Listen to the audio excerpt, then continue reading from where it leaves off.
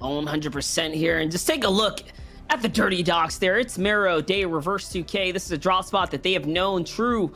And they're strong at it. They're good at it. But like we said, it's going to be a matter of taking your time, getting your loot together, and then battling it out on those rotates later into the game. Mero specifically is one that is, one to kind of falter in. But hold up. This is the Doom's Domain. This is the action that we want to see. Leshy and Savage are already touched down. Yeah, they're touched down on the side that Zayt, Saf, and Stretch usually like to go to, and that's why Saf and Stretch are tucked deeply within this one building. And I think it's gonna be Benji Fishy against Zayt up in the building all the way down to the south, and I just saw Zayt go down, so Benji gets the better of him. Because of that, yes, Stretch has to get in this battle. They gotta wrap this up quickly. They're running out of time. Benji dashing over, Saf is down. They've jumped Letshi and Mr. Savage on both sides, but Stretch will get one. Still an opportunity here, 1 versus 2. Gotta get the Siphon if he can. And that he will, but Letshi is firing off on him on the other side. Benji through the window too. Can he recover? He gets a little bit of mats, but no. Right off the bat, right out of the gates in week number 5, the EU guys come over and dominate Zayt, Saf, and Stretch. And yeah, I think during FNC solos, a lot of people took breaks. I know that they were playing, and they've been playing through all the Dream Hacks and all of that too, but not necessarily focused solely on that and this aspect of the game. They found themselves a nice little spot. I wonder if there's any teams actually landing up here. I didn't see it off of the first drop, so there could potentially be some extra loot somewhere on this lake. Most likely not, though. All they're going to do is refarm and of Stark Industries Island. So yeah, as the shot is showing us, this is a big threat. I love the positioning for both Reverse 2K's team and Boogoat Jamper and Avery's team. They went as center as possible as soon as they looted up. And now this gives them the ideas to fire up down on everybody else who's not there. Teams like Replays, Punisher, and Nick A30. These guys are stuck, and they have 3 of the best teams in the lobby who have picked such good positioning, trying to spot them. Thankfully, they hug the wall and make it very, very hard for them to have any line of sight unless they want to endanger themselves. this is going to be rough for everyone in the back of the zone right now. Avery, Booga, Jamper, based up right on top of what is 3 other trios. Big cluster there. Here comes the movement on now. I think that was a shockwave from the back portion. Another team shockwave. And yes, everyone now trying to scramble out across. Seems so like one of those teams, I think all the teams made it. I think one of them went down. It's not going to be Reverse 2K, Day, and Miro. They're in. Skittles, Coop, and Chap have made it in. They're right next to Avery, Booga, and Jamper, which is quite interesting, given that Chap used to play with that trio. Booga just looking for information right now. Once again, sitting on top of the cluster of all the players, but it doesn't matter. Now it's up to the Fortnite gods to grant the half in, half out somewhere across the zone here. Everyone on the eastern portion is praying that it pulls down right now. And even if it does, I mean, yeah, there it is. Okay. But I was going to say, even if it does, the cliff lip now is going to be just stacked with enemies. It could be a blessing and a curse. Again, I was for a second saying this is really good for them now because they don't have to worry at all, not only about position, but they're not going to get fired upon. They can maybe even engage on a safe little box fight with that other trio, but highly doubtful that they'll do that. You can already see they're trying to set up. Acorn Jack and Slacks have pushed their way up the mountain and are right on the edge. Team Shockwave here from Booger, Jamper, and Avery to land right next to each other. And yes, they get in the 5th zone. And they choose a mid-ground layer. And Booger gets chunked for 50 for no reason. I think he could have just landed outside of that box and made his own and been safe, but instead opts to edit down into Jamper. Seemed like a little bit of a communication error there for sure, figuring out what layer they were going to be on. It was Calc, Macwood, and Zexer who landed closest to them. And that's a team that will take a mid-game box fight. We know it. Here, though, Crim's opting to go up the mountain. They put in the resources to get on up, just in case he finds his way to his crew now. This is rotating by next to a solo Kanata, not with Bucky and Creo in this game. I believe I actually read that their power went out, so it's only Kanata for them, unfortunately. Nature of online competition sometimes. Still moving though.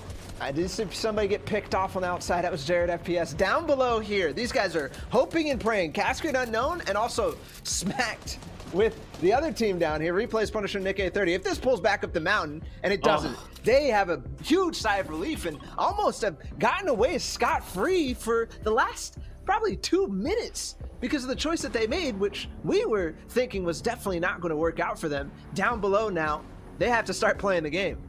Yeah, it's just so unlikely that you pull zone favor like this. And now the question is, what do you do with it, as they have decided to do a little bit of a late rotate? Okay, finally they do get in. Nick A30 is gonna get split from his squad.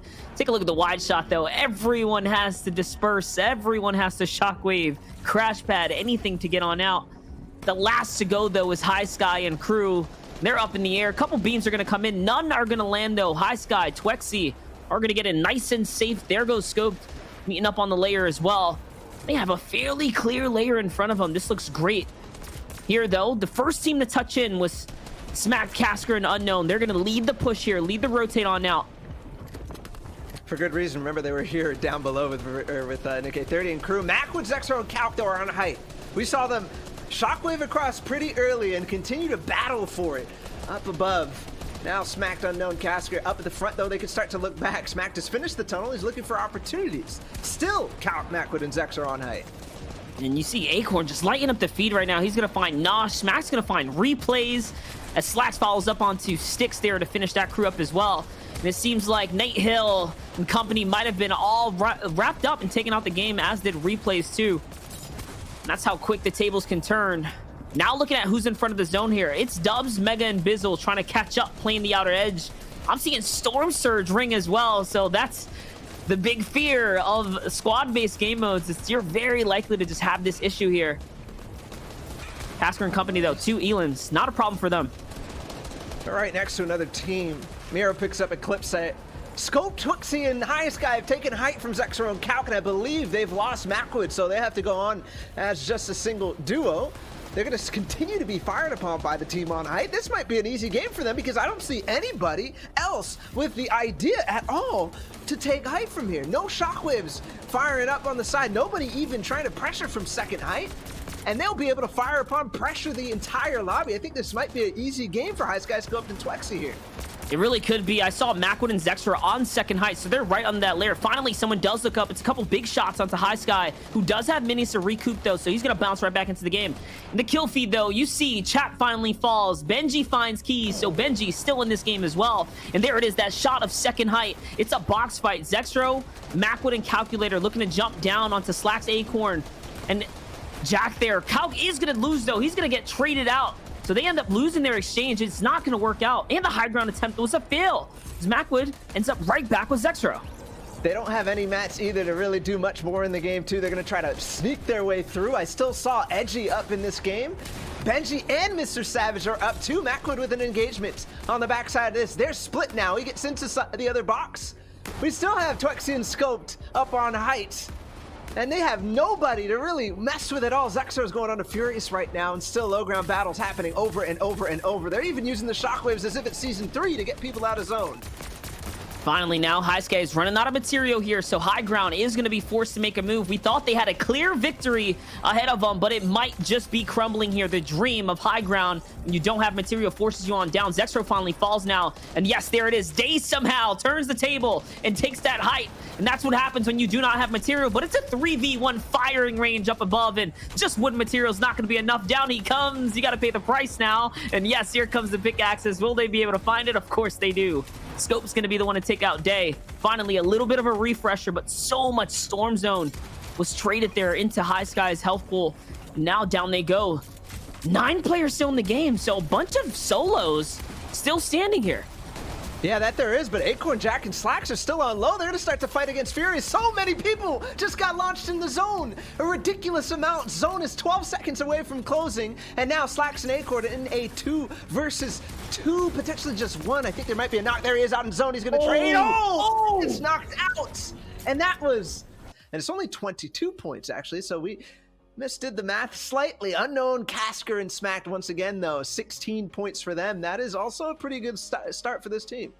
That is pretty massive. That's not too bad, man. Unknown, Casker, and Smack, we saw that they were one of the first teams to get that early rotate as the zone pulled downwards, and it seems like everyone who was down there did pretty well. I think outside of...